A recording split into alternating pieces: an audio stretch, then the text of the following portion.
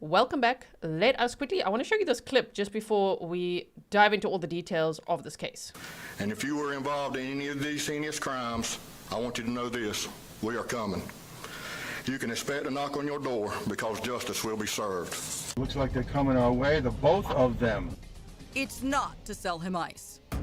No, he's coming here. He's coming here. Hold on, she's going in her pocket. Tranquilo. Tranquilo. Okay, so the people that you see in that clip would be the hubby and the mistress. And what a reaction, right? What a reaction.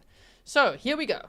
This case is about Doris Annette Spillers Worrell, known in the media, of course, as Doris Worrell. I'm sure you guys have heard about this case before because it goes all the way back to 2006. And there's been quite a lot of coverage over the years of Doris's case, but unfortunately it was a cold case since then. So she was born on September 18th of 1967 to parents Elizabeth and Wilbur Spillers in Fort Valley, Georgia. She had one sister who is 3 years older than her. Well, she was 3 years old, born 3 years before her, and we will hear from her today as well from clips from the press conference that recently happened. She was a cheerleader at Westfield School in Perry, Georgia, and her sister said that she was very artistic, that she's bubbly, you know, that she was this beautiful, blonde, friendly lady that everybody just loved. Her dream was to have her own interior design shop. Okay, so she didn't ever have that shop, but because she got married and she had kids, and so she decided to do something else, and even that was just very admirable. So Jon Worrell was a pro golfer who lived across from Doris's apartment complex while she was studying at the University of Georgia. And apparently there was a snow day, so classes were cancelled, and so they said all the students were playing outside in the snow, and that is where she met Jon that day. And the two of them met each other, fell in love, they got married, and they had 2 daughters and 1 son, and then they moved to Douglas, Georgia, which is his hometown. So here's some pictures of them. My source for that is True Crime News. That's what the channel's called now, but it used to be Crime Watch Daily, and after that, True Crime Daily. And so some of the clips that I have is also from them, and I'm going to put both of their episodes, which they actually republished now since this arrest happened. I'm going to put both clips in the description box for you, as well as all my sources, so that you can go and check it out as well, and also do some homework, right? Because we can't cover everything.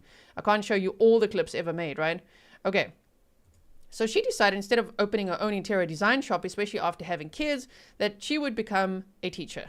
She just thought, her sister said that it would be a lot of pressure on her shoulders if she was like running her own shop and looking after 3 kids and all of that. Jon also quit being a pro golfer, and he decided to open an amusement park called John's Sport Park, which had an arcade, a go-kart track, and obstacle course.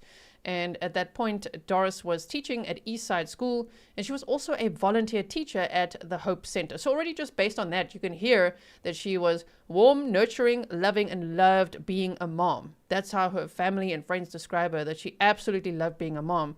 So the fact that her life was taken, that she was murdered in September of 2006 when her kids were still young.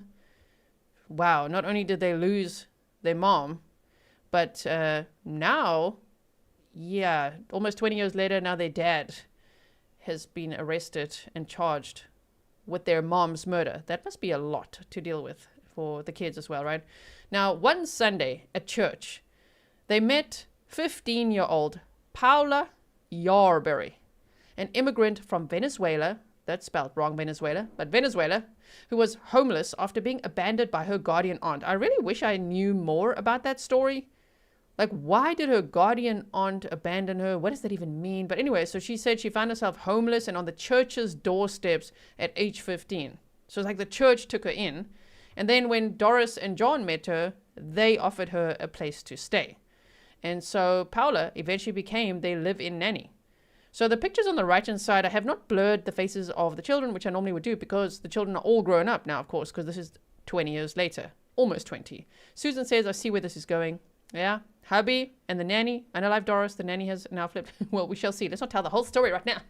Thank you so much for being a member for 3 months, and Impots as well for bringing your snarky pants.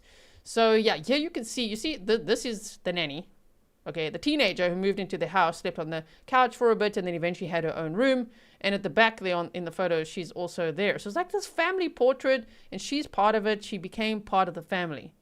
You know, Doris really welcomed her. Okay, yeah, someone said, dang, Bijou Bug, she's even in the family portrait. I know, right? So Doris became aware that Jon was having several affairs and was telling her sister and friends that she wanted to leave, but she feared the repercussions.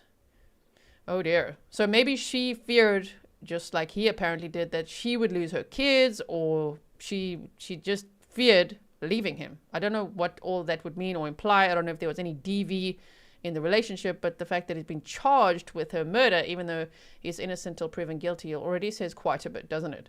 So Jon slept on the couch for a while because, you know, their marriage had become strained because she'd found out about these multiple affairs. But I don't think at that point that she had suspected there was one right under her nose. Right?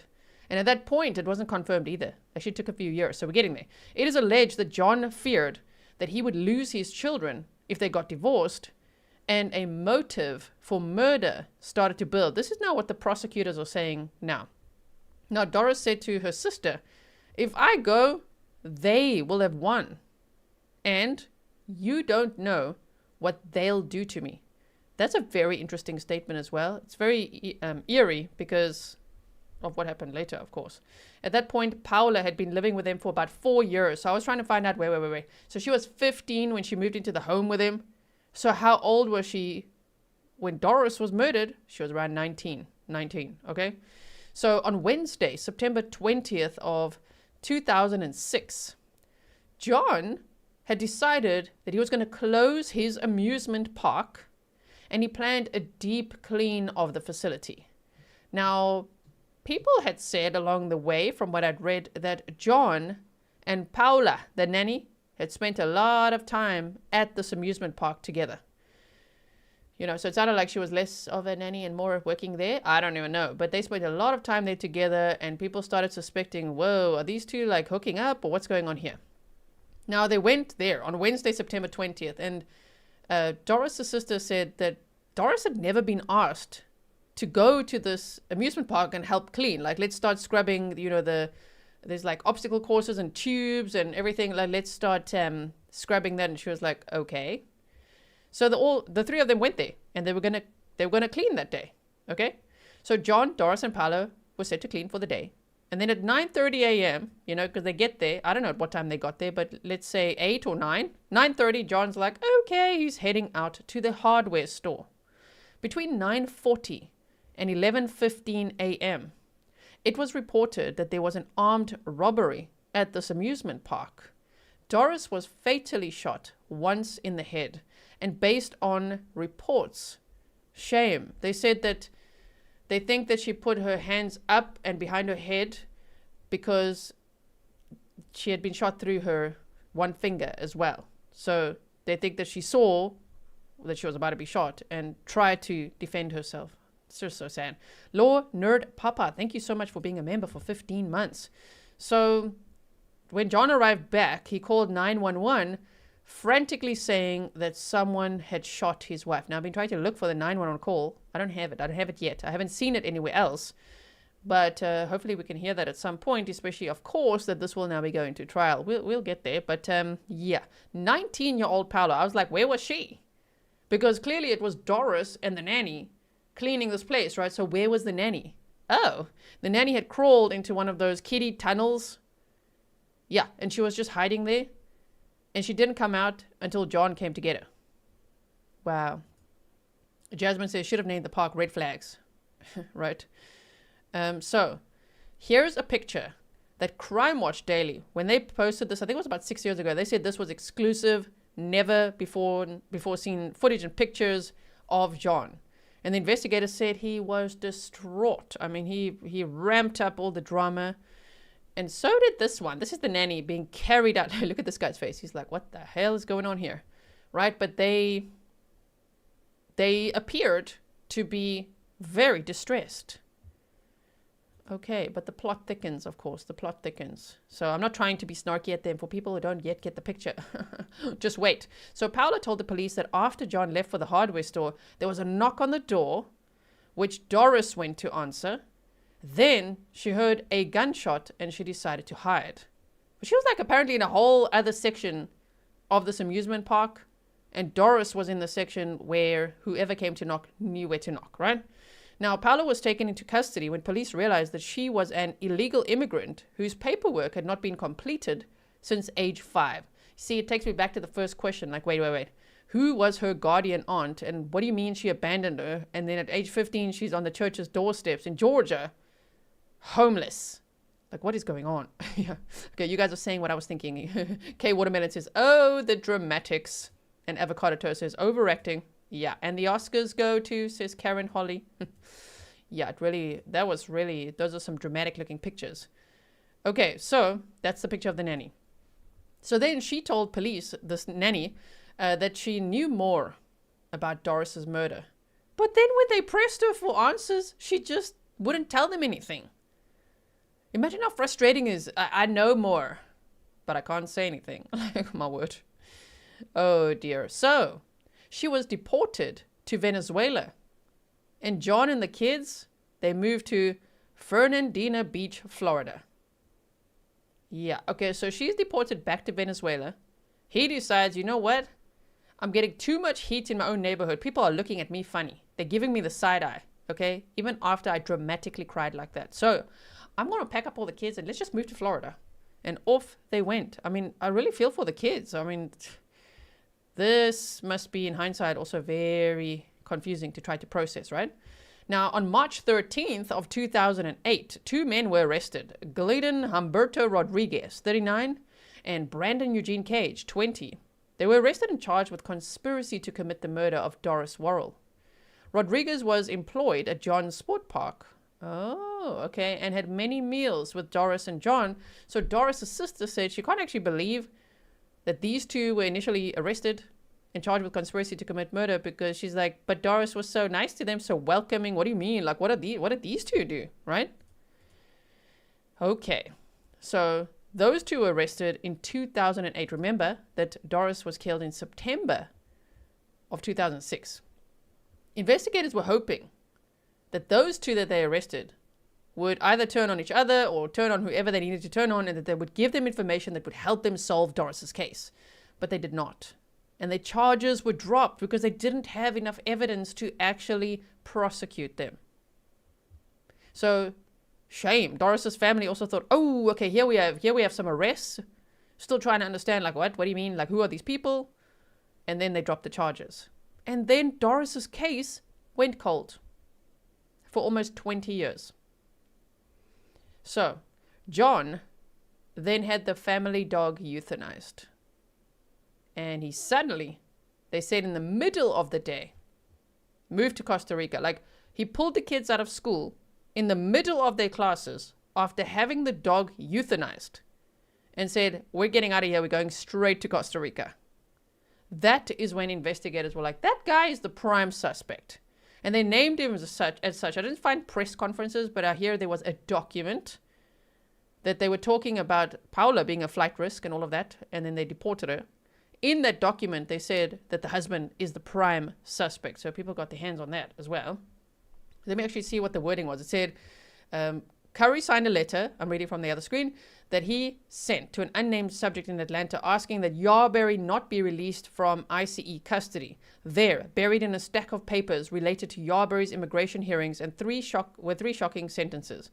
As District Attorney of the Waycross Judicial Circuit, I have responsibility over murder prosecutions in Coffee County. In addition to her admission that she is withholding information crucial to a murder investigation, we have credible information that Paula Yarberry and Jon Worrell, the main suspect in the murder of his wife, are planning to relocate soon from Douglas, Georgia to Montana. As such, I respectfully oppose bond being set for Paula Yarberry until completion of the criminal investigation or deportation. And then she was deported. And then he moved to Florida. He's like, screw Montana, I'm going to Florida. Right? Double Z, the boxing cat, says, wait, why did they kill the dog? Well, remember, she was deported. He'd gone to Florida. And then when those other 2 were arrested, I think that he panicked a little bit. I think he's like, oh, crap, they're going to talk. Time to get out of the country. So he euthanized the family dog, pulled his children out of school, and packed his baggies and went to Costa Rica. and everybody was confused as to why. In fact, Doris's family had no idea where the kids were for the longest time. We'll hear from Doris's sister. I'm going to play you quite a significant portion of the press conference. The press conference is pretty long that happened the other day. It's about 40 minutes long. So I've just taken clips from it to show you. Okay, so later it was discovered that Jon and Paula were living together. Oh, wow. They both ended up in Costa Rica. Remember she was deported to Venezuela? Yeah, somehow she made her way to Costa Rica. And we know he went there with the kids. And so they were living together with the kids in Costa Rica. They were operating an ice delivery service. Locals knew Paula, the nanny, remember, as Mrs. Worrell. Doris's case had gone cold. So now you understand that those clips, this was actually, I think I wrote down, yeah, private investigator Frank Grimes was working for Crime Watch Daily, and he actually went to Costa Rica, and that's where this clip is from. And here, if you were involved in any of these heinous crimes, I want you to know this: we are coming. You can expect a knock on your door because justice will be served. I think that's a message for anyone else that could still obviously be arrested. Out of those two guys that were previously arrested, one has died from medical issues. The other one is still alive. Looks like they're coming our way. So this now. Look at the reaction of this nanny, who's now known as Mrs. Worrell, to locals in Costa Rica. And these two are operating an ice delivery service. But just look at her reaction. I was shocked when I saw this. Look at this. Okay, here we go. Let's play it. Hey, the both of them. It's not to sell him ice. You know, he's coming here. He's coming here. Hold on. She's going in her pocket. Tranquilo. Tranquilo. We're from the TV show, Crime Watch Daily. Hey, Todd? Get away from there, the video. Stay away from us. I want to call an attorney right now. Get away from us. I'm telling you right now. I'm calling the police and I'm calling an attorney. Get away from us. Okay, Doing man. a cold case, John. Murder of the wife. Look at them go. What? Okay, so I'll play, let's just see, I'm going to play parts of the press conference in a moment here. I'm just showing you them walking there in Costa Rica. Like, what? Okay, so I'm going to put this here so that we can just continue with our presentation first. And then we'll watch clips from the press conference. But, yeah, a little bit busted. Like, wow, so you two, everyone was suspecting that they were having an affair. Well, there was confirmation. What are you two doing in Costa Rica? And well done to the private investigator Frank Grimes for actually finding them. Right? Oh my goodness.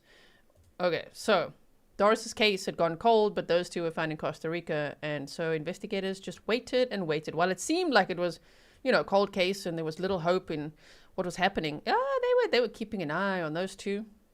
They were waiting for the moment when they can do something. And so in recent years, investigators learned that Jon and Paula had broken up. And so Jon had moved back to the USA. In April of 2025, the GBI and Coffee County Sheriff's Office, led by Special Agent Alex Julian and Sheriff Fred Cole, traveled to Costa Rica to speak with this nanny with Paula. Wow. They were like, oh, they broke up. But it's like years. I'm trying to calculate how long were they in Costa Rica, you know? Because I don't know. They didn't give us a timeline. I don't know yet. How long was he in Florida? And then she was deported to Venezuela. How long did it take for them to meet up in Costa Rica? And let's say if it was like 2 years, let's say it's from 2010. Well, then they would still have been there for over 10 years together, right? And then in recent years, they broke up. That could be as recent as last year for all we know.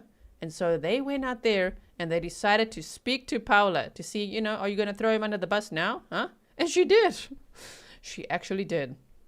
So they traveled to Costa Rica to speak with Paula, and this time she cooperated and she gave them information which helped corroborate the evidence that they already had. Now, at the press conference, after his arrest, which that press conference happened on, it was yesterday. The press conference happened on May 23rd 2 days ago, May 23rd of 2025.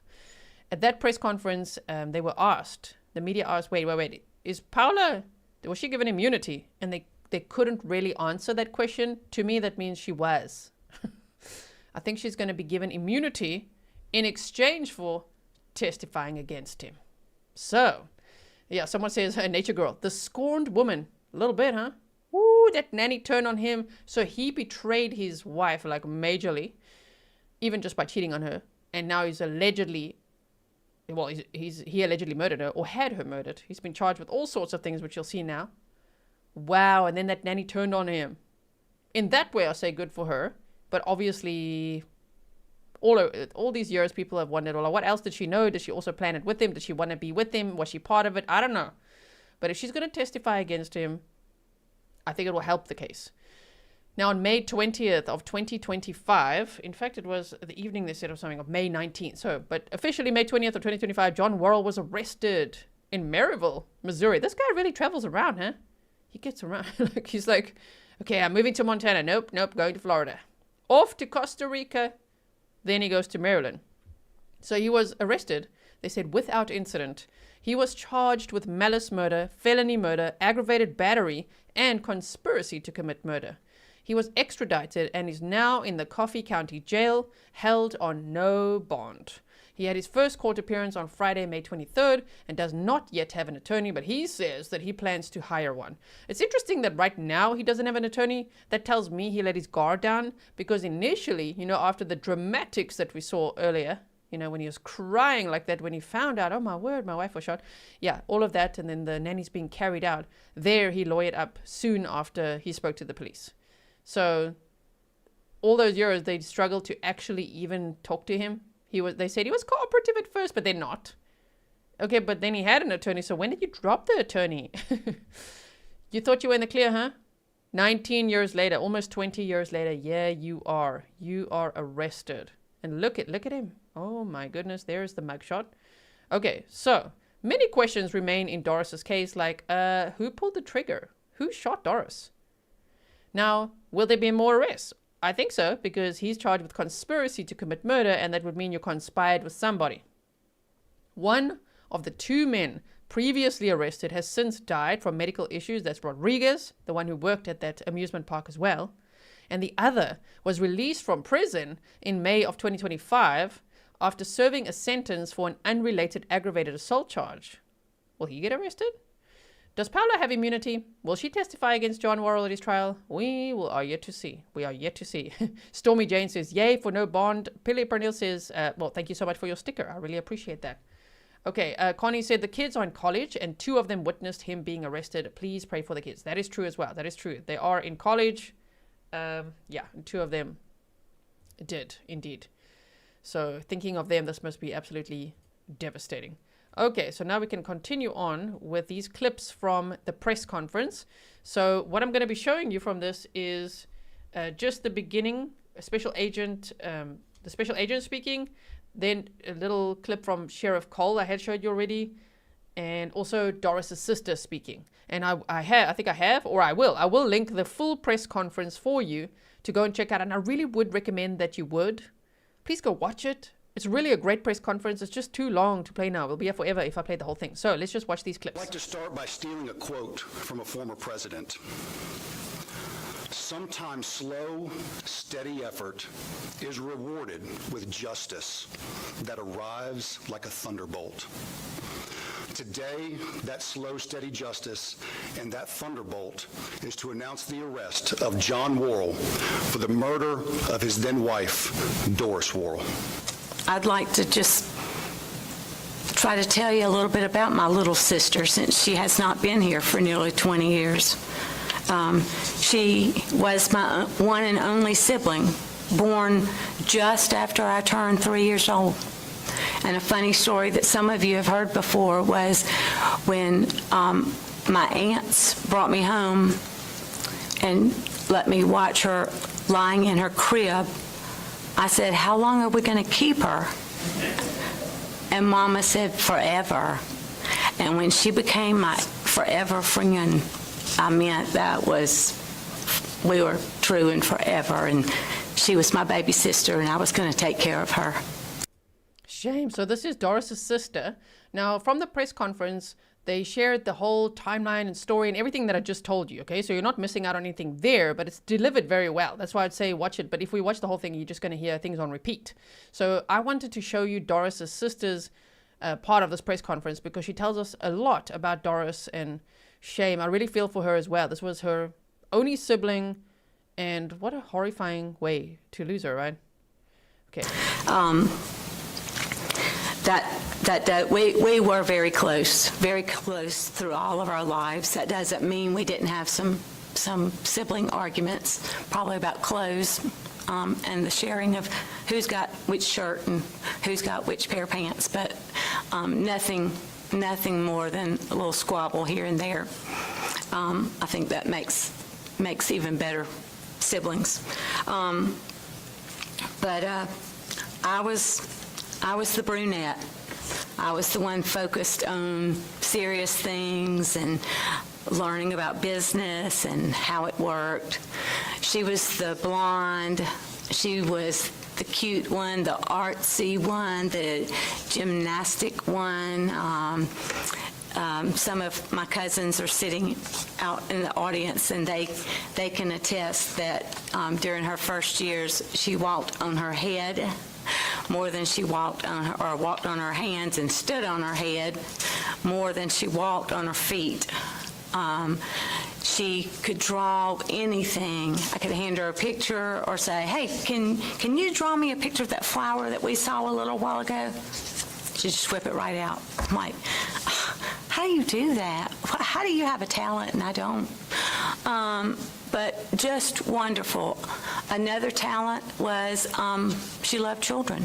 So she left Fort Valley, Georgia in 1985, went to the University of Georgia and received an interior design degree, came back to Fort Valley and worked at an interior decorator shop for several years. When she was engaged and she knew she would be moving to Douglas, she decided that probably rather than try to start a design shop by herself, she would become a teacher like our mother had been. And so she took a few classes at Mercer, earned her teaching degree, and taught elementary school for several years. Once she had at least 2 children, and the timeline gets a bit foggy because I was busy with my own life also. She stayed at home, and she was a full-time mom, and she loved being a mommy more than anything in this world. Sorry, I just want to pause quickly. Abby said Doris sounded like a wonderful person. She really did. And Connie Cruz said, I lost my sister to murder years ago. I'm so sorry to hear that. And you said, so I surely know how she feels. I'm so thankful for the GBI for solving my sister's case in a week. That's amazing. Oh my goodness. I'm so sorry for your loss. Thank you for being here with us. She was the perfect mommy. She stayed with him at home. She stayed with him at the family beach house in Florida. She babysat for other people's children. She continued helping at her church. She helped the children there. She wanted the little ones to know about Jesus. She wanted them to know how to draw. She probably even taught them how to turn a cartwheel or two somewhere along the way.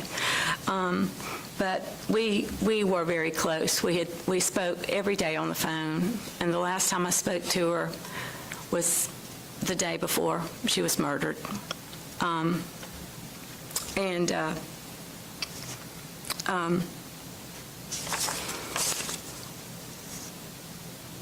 Let's see.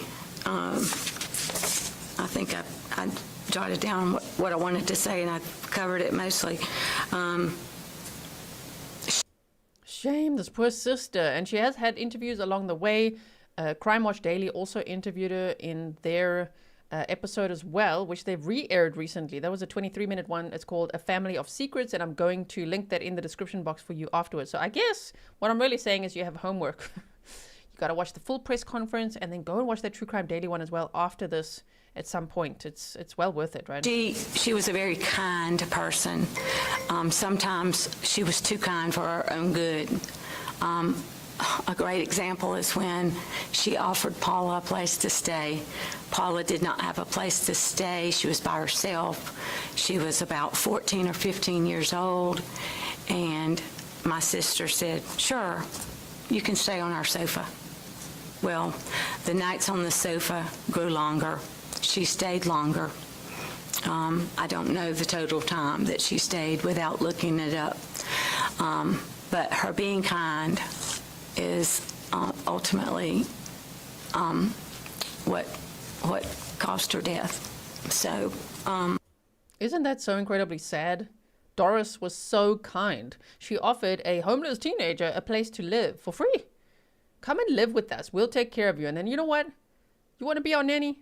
Okay. Cool. You could live with us. You could help with the kids. You could be part of the family. And then the husband betrays her by not only having an affair with a nanny, but others too. Several others.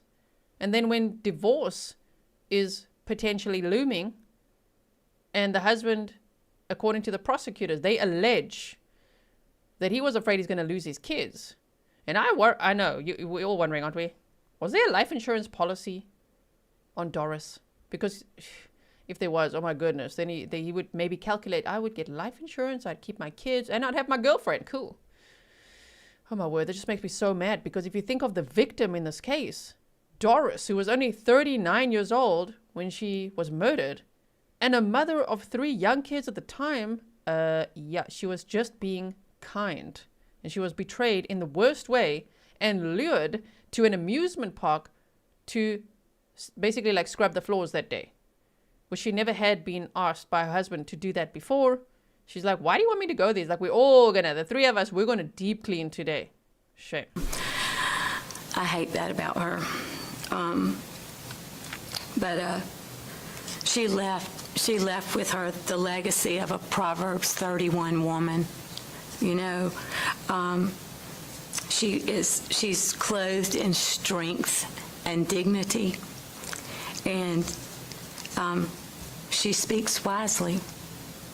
And I reflected back on Mother's Day, which was just a couple of weeks ago, and I became quite teary-eyed because I thought, I've missed my mom for a while, and I've missed my sister for a long while, and I've missed her children. And that's hard to go from her being 39 to her being 57 now. And she's missed her children growing up. She's missed my children. She's missed a lifetime of fun and a lifetime of happiness that wasn't hers to lose at that time. Someone else chose. And I've saved the part that's the nearest to my heart until the end. When Doris was murdered, she left behind 3 young children, 2 girls and a 3-year-old little boy. And we were used to spending lots and lots of time with them, maybe a time or 2 a month. Prepare for more heartbreak about the kids now. That they weren't able to see the kids at all, the rest of the family. That husband, oh my word, the things that he did, from euthanizing the family dog, moving the kids to Florida, moving to Costa Rica, and Doris's family just being like, where are they? Like, what is happening, right? My goodness. But after her murder, we saw them off and on for 4 to 5 months. And after that, there was nothing. There was nothing. It was all shut down. I don't know. They were too young to make those decisions. So someone in charge made the decisions of no Facebook, no Instagram, no whatever the social media was before Facebook. There was none of that. No phone calls. Not even phone calls. So essentially Doris's family lost Doris and her 3 kids at the same time because they never got to see them again. my mother got to speak to them. She died not knowing where they were. So we've not had any contact with them in all those years, since probably 5 to 6 months after Doris was killed. I call them children. I know they're adults, but we've missed out on their childhood. We've missed out on their high school graduations. We've missed out on their college graduations, watching them play sports. We've missed it all. And it's not just me. It's my children, it's my husband, it's the cousins in the family. It's the... But even think of the children. They missed out on knowing all their aunties, uncles, grandmas, grandpas, like all their, their cousins and the rest of the family. Like they were completely isolated by the sounds of it with the dad. And then eventually in Costa Rica, that's where they had to grow up with a nanny suddenly as the mom. Oh my word. By the way, this press conference is now it's not a sound issue as much as this is what the media has provided. It's only recorded on one side. So you'll only hear it on, I think it's the left-hand side. If you're wearing AirPods or whatever, just change to the other ear and then you should hear it, okay? It's just for the press conference. Everyone. We miss them. And if any of you are watching today, I would like to say, please come home. You have a home with us. We will welcome you with open arms. We love you. We've always loved you. We've prayed for you. Others we know have prayed for you. And I know that you have not been able to know that information, so I'm telling it to you now. We love you. We want what's best for you. And we want you back. Thank you. Okay, so these are now clips from the question and answers portion of this press conference. This is the special agent in charge, Jason C. Christ. And wow, you'll see, I love how he repeats the questions, which can't they do that at all press conferences? If the media doesn't have mics, just check this out. So we can get the names of the other two suspects that were arrested.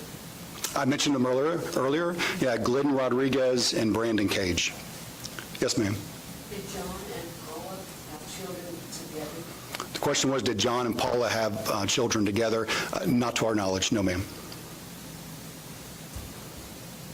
Yes, ma'am. What is your theory about what happened inside John's Sport Park that day?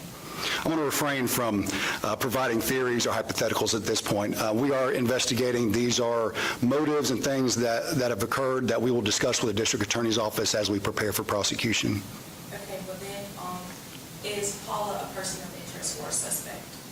So I'm trying to repeat the question. So is Paula a person of interest or a suspect? Paula has cooperated and has provided us information, and in our mind, she is not a suspect. Interesting. Does she have immunity? I think that was the next word. We're going to get to that, but oh, so she's not a suspect. Interesting. I would think she could be, but unless they offer her immunity and she's going to testify against him, right? Lozzie said how old were the children when it happened. They said all three were under the age of 12. The little boy was 3 years old, and there were 2 daughters as well. So, yeah. Yes, ma'am. So do you know where Paula is? Is she still in Costa Rica? So the question was, do I know where Paula is, and is she still in Costa Rica? I do know where Paula is, but I cannot comment as to her whereabouts at this time. And have you all been in contact with the children since the arrest? So the question was, have we been in contact with the children since the arrest? We did make contact with 2 of the children who were present when the arrest occurred. Yes, ma'am. Any other questions? Yes, ma'am. What do you believe Jon Worrell's motive was? The question was what we believe Jon Worrell's motive was. We believe there were several, one of which I discussed earlier, which was a divorce would, in a divorce he would likely lose his kids. There are other motives, but I'd prefer to hold those back until they're presented in a prosecution. Interesting. Life insurance, huh? Or what? Yes, ma'am. Are you all aware if Jon committed other crimes prior to the murder of Doris? The question is whether we're aware of other crimes that Jon may have committed prior to Doris's murder. We've heard of some, but I can't comment on prior criminal history or anything else there. Oh, heard of some, but can't comment. What? What other crimes are we talking about? Oh my goodness. Don't you love how he repeats the questions? Don't you wish they did this at every press conference? Yeah, 5 stars for this guy. Yes, ma'am. Was Jon's arrest based solely off of Paula's testimony? So the question was Jon's arrest based solely off Paula's testimony or her cooperation. As I referenced earlier, there were investigative acts that were being done over the years relentlessly. And part of those acts provided new information. Part of those acts confirmed or corroborated information that we had learned over the years. That information combined with Paula's cooperation is what led to this arrest. Yes, ma'am. Was Paula given immunity? The question was Paula given immunity. I can't comment as to Paula's involvement or how the cooperation occurred at this time. I mean, to me, it's like if she didn't have immunity, you'd say no. Oh, okay, but it's very likely.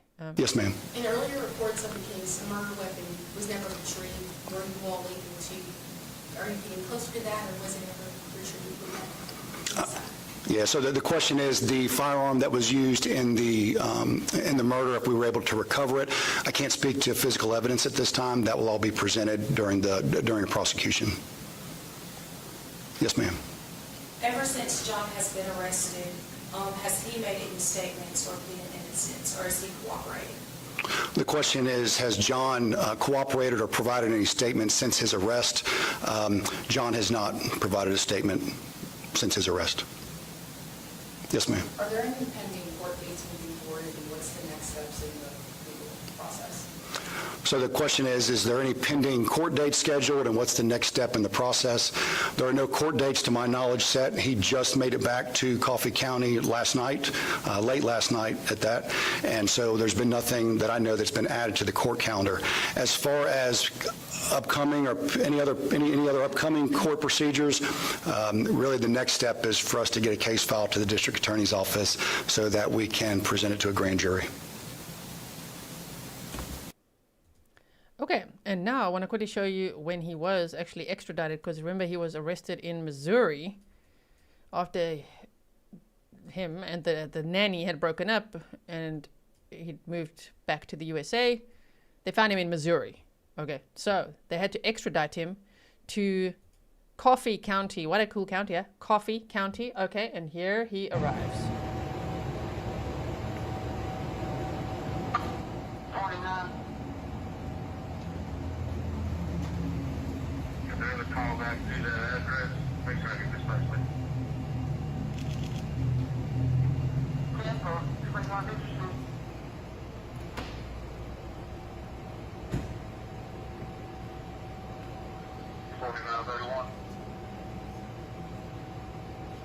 Go. We're looking for a white 2010 Ford F-150 4-door, black wheels, black rust on Hispanic color.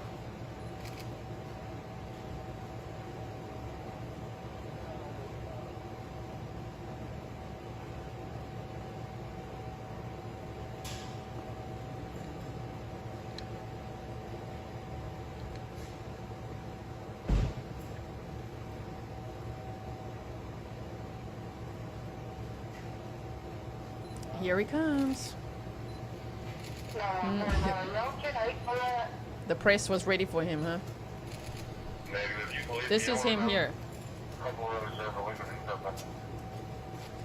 My goodness. Okay, so we saw that they had handcuffed him there. Thankfully, they've arrested somebody, and this is no longer a cold case. Obviously, they've been working on things behind the scenes. If I quickly show you here as well, just hold on like this. Let me show you what they posted on May 23rd on the Coffee County, Georgia Sheriff's Office page. I'll link this for you as well. It's on Facebook, and we'll be monitoring here to see, if there's any more updates or when he's going to next be in court. So, Coffee County, Georgia Sheriff's Office, Douglas, Georgia. After nearly 2 decades, the Georgia Bureau of Investigation, GBI, in partnership with the Coffee County Sheriff's Office and multiple Missouri law enforcement agencies, has arrested Jon Worrell, 58, for those wondering how old he is now, of Douglas, Georgia, for the 2006 murder of his wife, Doris Worrell. Jon Worrell, now residing in Maryville, it's not a lot of words, Maryville, Missouri, was taken into custody without incident on May 20th of 2025 and has since been extradited to Coffee County. He faces charges of malice murder, felony murder, conspiracy to commit murder, and aggravated battery. On September 20th of 2006, Doris Worrell, 39, was found shot and killed inside the couple's business, John's Sport Park, in Douglas, Georgia. While early reports suggested a robbery gone wrong, the case remained open as suspicions and evidence slowly began to point toward Jon Worrell. Investigators later uncovered that John had been in a relationship with the family's live-in nanny, Paula Yarberry, and feared losing custody of his children if divorced. Evidence showed that John had conspired to have Doris killed and recruited individuals for this crime. Although previous suspects were arrested, charges were dropped due to insufficient evidence, and one has since died, right? Relief, gratitude, sorrow. That's what I feel today, said Sheriff Fred Cole. This case was never forgotten. Our team, along with the GBI, has worked tirelessly to uncover the truth, and today we honor Doris and her loved ones with this long overdue justice. Sheriff Cole also praised his predecessor, Sheriff Doyle Wooten, for his foundational commitment to the case. He said the arrest follows a renewed investigative push, which included travel to Costa Rica, where Paula Yarberry ultimately cooperated, enabling agents to corroborate past evidence and secure the arrest warrants. This is a message to those involved in any unsolved crimes. We are coming, added Sheriff Cole. This case proves justice has no expiration date, and our pursuit will not end until the truth comes to light. Sheriff Cole extended his gratitude to Missouri partners, including the Missouri State Highway Patrol, Nodaway and Buchanan County Sheriff's Offices, the Maryville Police Department, and their critical support in apprehending Worrell. The investigation remains active, and the case will be forwarded to the Waycross Judicial Circuit District Attorney's Office for prosecution. So here they also have some pictures of Jon Worrell, as we just saw that video clip as well. There he is. My goodness, almost 20 years later. Sure, being arrested and charged with his wife's murder. There's the handcuffs, you see? Wow, there he is. Sure, not so dramatic now, hey? Like we saw in those other photos. Wow, okay. Yeah, so that's what we have there. And then over here, I just wanted to, I've linked this for you. I just want to read you this one portion I've highlighted from where I want to read. So just hold on quickly here. They said this investigation, so this is from gbi.georgia.gov, and it's the press release, right? And then there was a press conference as well, which I showed you snippets of, and I'm linking the full press conference in the description box, and that's part of your homework to go and watch the whole thing. So this investigation should also give hope to the families of victims in other cold cases that the answers they seek are still being sought, said Special Agent, so SAC Jason Seacrest. It should produce fear and sleepless nights for the offenders in other cold cases because law enforcement will not stop looking for you. It should bring pride and confidence in the communities we serve, knowing that law enforcement has not forgotten and will continue to investigate these cases no matter how long it takes.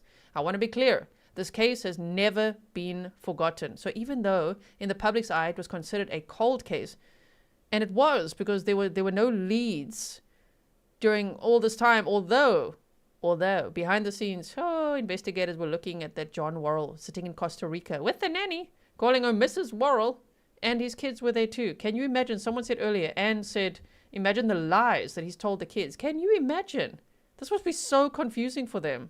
The kids are now obviously all grown up. They're in college, apparently. And 2 of them were at the home when John was arrested. So they said, while the road has been long and often frustrating, we never gave up. Justice delayed is still justice. Today, we honor Doris and her loved ones with this long-awaited breakthrough. This successful investigation is another example of the importance of cooperation and collaboration between local law enforcement, prosecutors, and the GBI. These partnerships are important for the communities that they serve and produce positive investigative results. This investigation is still active and ongoing. Now, all these numbers I have put in the description box, and I've linked this as well for you, because perhaps, you never know, what if somebody knows something and they haven't yet said something? Well, then hopefully they can come forward. That's why they're keeping these tip lines open. So the Douglas, GBI Regional Investigative Office in Douglas, the Coffee County Sheriff's Office, anonymous tips can also be submitted. So if anyone feels afraid, there is an anonymous tip line as well. And then there's also here, you can click on this link as well. So I've put this in the description box for you. So yes, let's hope that there will be justice for Doris. And I think we should keep a close eye on this one. Do you also think so? Because there could be more arrests. We will obviously over time learn more about the motives. I would assume, if I were to speculate, this husband is innocent until proven guilty. He's the suspect. He's been a main suspect for a long time, and he's now been charged, right, with his wife's murder. So what would his motives be? I would think, well, doesn't want to lose his kids, doesn't want to lose money getting a divorce, wants to be with the nanny. Maybe there was life insurance payouts as well. You know, all of that. I think all of that, which is just so horrible. Grizzly Cat, thank you so much. You said thank you. Thank you so much as well. Grizzly Cat and I will work on seeing if we can get some documents in this case. At this point, I mean, he's only just been extradited to Coffee County and he's sitting there in jail being held on no bond. And so now he would have to actually be arraigned on those charges, and then eventually, hopefully, they can release the probable cause affidavit. And if there's anything in there that I think would be of interest to bring to you, of course I will. Of course I will. Okay, so homework would be watch the full press conference. Even though we discussed majority of the details, it was very well done. And I did show you the full segment from Doris's sister. Watch the full press conference, and then also check out the True Crime News documentaries. Is I guess it's a documentary. 23 minutes is the one. The other one is just a shortened version of that, but I'll link both for you. It's very interesting, and you'll see lots more pictures as well of Doris, of Jon, of the nanny, and all of that, right? Shauna says, well, how cool is that? My Grizzlyversary and my birthday. Happy birthday, Shauna, and thank you for being a member for 28 months. You said, glad I got to celebrate a little with Grizzly and my GTC family, sending big bear hugs. And thanks so much, Shauna, and to you as well. I hope that you have a fantastic day. Thank you to everyone who came back for the second stream today. I really appreciate that. Please like and share so that others can learn about this case, you know, and so that I really hope that Doris's family will feel supported by all of us, by this community here at Grizzly True Crime. And yeah, I'll be keeping a close eye on Wednesday's trial, huh? When's the trial date? What's happening next? Are we going to see hearings or what? We shall see. I do wonder what evidence they have. They were very obviously vague of, did they find the murder weapon or not? Who pulled the trigger? Who else will they arrest? I don't know. We'll have to wait and see. So thank you so much. In the meantime, everybody, stay safe, and I'll see you again very soon.